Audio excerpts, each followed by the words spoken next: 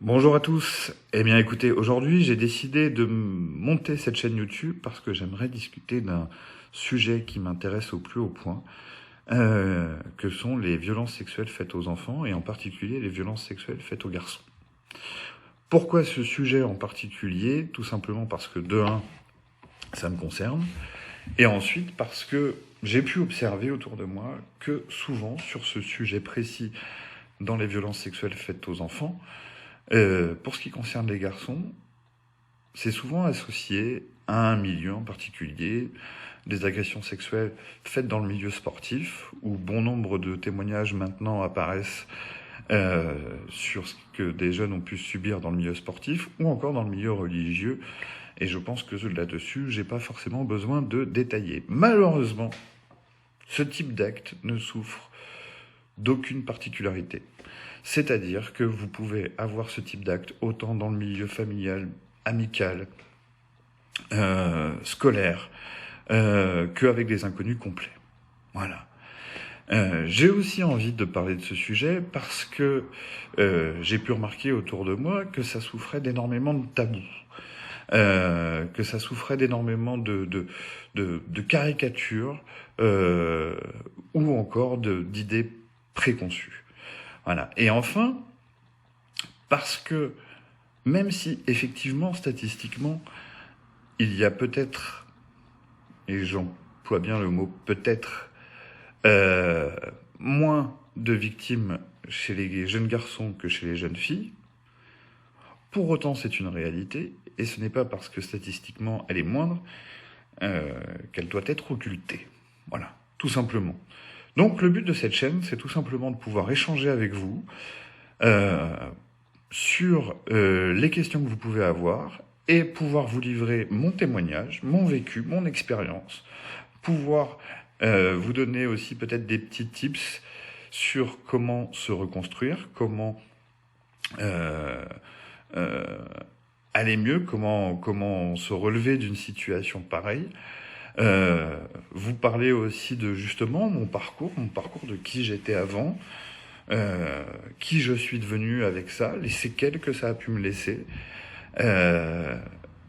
et comment j'ai réussi, ou que j'essaye encore de réussir, de reprendre possession de ma vie. Donc voilà, ça c'est pour le cadre général de cette vidéo, enfin de cette chaîne YouTube. Et je m'excuse encore, tout ça est fait de façon totalement amateur. Effectivement, ça a pour volonté de devenir un peu plus professionnel, un peu plus cadré. Mais à un moment donné, l'urgence étant là, j'ai décidé qu'il n'y avait pas de temps spécialement à perdre et que le reste se ferait au fil de l'eau, tout simplement. Alors, quand je vous disais que c'était un sujet qui me concernait, j'ai devant moi ici un récépissé de déclaration d'un dépôt de plainte. Et ici, vous voyez d'ailleurs le cachet du commissariat qui a recueilli ma plainte. Car effectivement, j'ai décidé il y a quelques mois de porter plainte contre mon agresseur. Malheureusement, dans ce qui m'est arrivé, que je vous expliquerai par la suite, cet agresseur, je ne le connais pas. C'est donc une plainte contre X. Et je n'ai eu, au cours de mon existence, aucun moyen de réussir à trouver son identité. Tout ça pour vous dire quoi? Tout ça pour vous dire que tout simplement, j'ai aujourd'hui 34 ans. Je suis auto-entrepreneur dans le domaine du recrutement. Je suis dans une relation de couple stable. Et que même si je n'avais aucune assurance de connaître mon agresseur et de le traîner en justice, il me paraissait important de pouvoir faire cette démarche. Je vous expliquerai par la suite pourquoi. Maintenant, parlons de ce qui m'est arrivé. Je vais vous raconter ça dans les grandes lignes.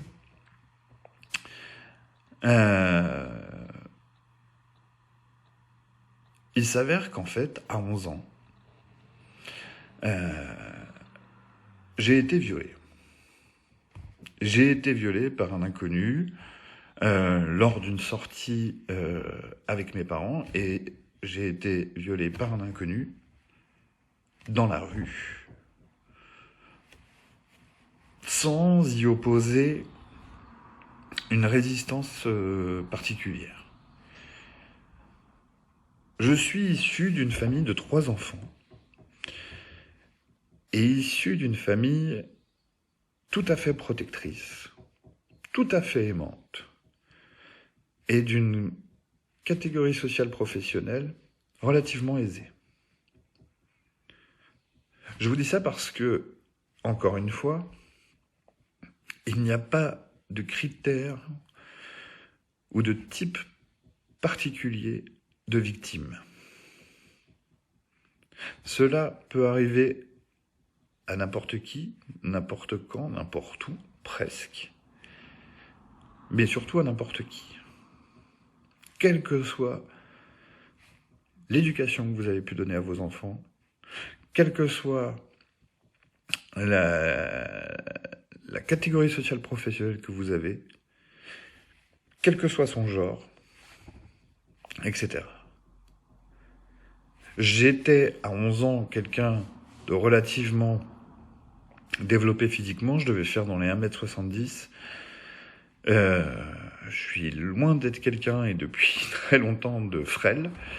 Et je suis absolument pas quelqu'un de timide ou de trop réservé. Pour autant, ça m'est arrivé. Alors, la situation était la suivante.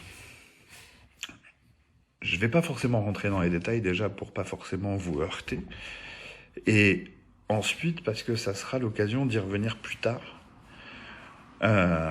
pour comprendre les mécanismes et la façon dont ces gens-là peuvent opérer, et comment la victime elle-même peut se comporter.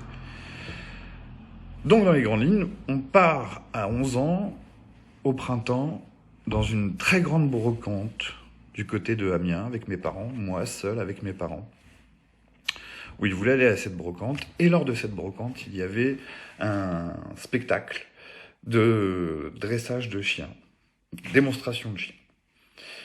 Et comme tout jeune enfant de 11 ans, je fais un caprice pour rester et regarder ce spectacle. Mes parents acceptent et me laissent tout en confiance dans une ville qui est tout à fait, qui est connue de ma famille depuis des années, me laissent en toute confiance aux abords de ce spectacle, et partent, eux, faire le tour de cette grande brocante. Moi, encore une fois, comme je vous disais, pas trop timide, et avec un gabarit relativement important pour mes 11 ans, j'essaye de me faufiler, bon an, mal an, le plus proche possible des barrières. Et un homme me laisse passer. Et au bout d'un moment, cet homme a des gestes un peu pressants vis-à-vis de moi, commence à me toucher, à se frotter sur moi. Et puis d'un coup, surtout, il me prend par le col, et puis il me dit, écoute, suis-moi. Et moi, qu'est-ce que je fais ? Je le suis. Je le suis alors que c'est quelqu'un que je ne connais absolument pas, sur lequel il n'a pas forcément usé de violence, un peu de fermeté, d'autorité, mais pas plus, et je le suis. Et on doit faire 300 mètres, 400 mètres à peu près. Et on arrive dans un petit renfoncement. Et dans ce renfoncement, s'ensuit ce qu'il était venu chercher, à savoir un viol. C'est-à-dire des bisous, des caresses, une fellation imposée, une pénétration digitale, et un peu de violence aussi quand j'obéissais pas tout de suite, une petite gifle, un peu secoué, etc. Et tout ça doit durer entre 15 et 30 minutes. Et une fois ces 15 et 30 minutes écoulées, il repart avec moi, très tranquillement. On se réapproche de là où il y avait le spectacle, et il me laisse là. Moi, tout ce temps, comme je vous disais, je ne suis pas en train de pleurer. Et je me suis pas spécialement débattu, ou dit non, ou quoi ou qu'est-ce. Je ne suis plus là. Je ne sais pas ce qui m'arrive, je ne sais pas ce que je fais là, je ne sais plus rien du tout. Et je suis devant la foule qui regarde le spectacle. Et au bout de quelques minutes, mes parents arrivent, me récupèrent, et je n'ai, semble-t-il, aucun trait physique ou aucun trait psychologique qui puisse penser qu'il s'est passé quelque chose pendant ce laps de temps. Ils me récupèrent, et on repart. Et je ne dirai rien, même si des comportements ont changé, une façon d'être a changé à partir de ce moment-là. Je ne dirai rien pendant 5 à 6 ans. Rien du tout. Donc voilà, ça c'est le cadre de ce qui m'est arrivé. Et après cet événement, ce viol, hein, faut dire les choses telles qu'elles sont, va s'en suivre tout le parcours dont je vous parlerai par la suite. Donc en tout cas, voilà. En tout cas, c'est de là que je parle. C'est de cet endroit qui a été un moment bouleversant dans ma vie. Bouleversant, énormément de certitudes, énormément de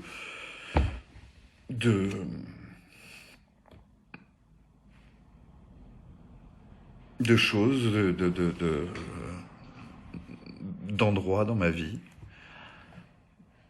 Que ce soit la sexualité, que ce soit mon rapport aux autres, que ce soit mon rapport à moi-même, que ce soit mon rapport à mon corps, que ce soit mon rapport à la vie, mon envie, mon innocence. Énormément de sujets. Pour autant, et encore une fois, c'est le but de cette chaîne, on peut réussir, même si c'est un parcours du combattant très difficile, et sur lequel justement il faut avoir des espaces où la parole est libre, totale, sans jugement, sans idées préconçues. Il est possible de pouvoir ensuite retrouver une place et une maîtrise de sa propre existence. Donc voilà. J'espère que vous comprenez ma démarche. J'espère que nous allons pouvoir en parler plus régulièrement, qu'on va pouvoir aborder un maximum de sujets. En tout cas, je vous invite à liker, partager la vidéo et pas hésiter de la commenter pour qu'on puisse enfin aborder ce sujet en toute tranquillité et casser toutes les barrières, les tabous, les idées préconçues, encore une fois, et s'aider les uns les autres. Sur ce, je vous dis à très bientôt et je vous souhaite à tous une bonne fin de journée.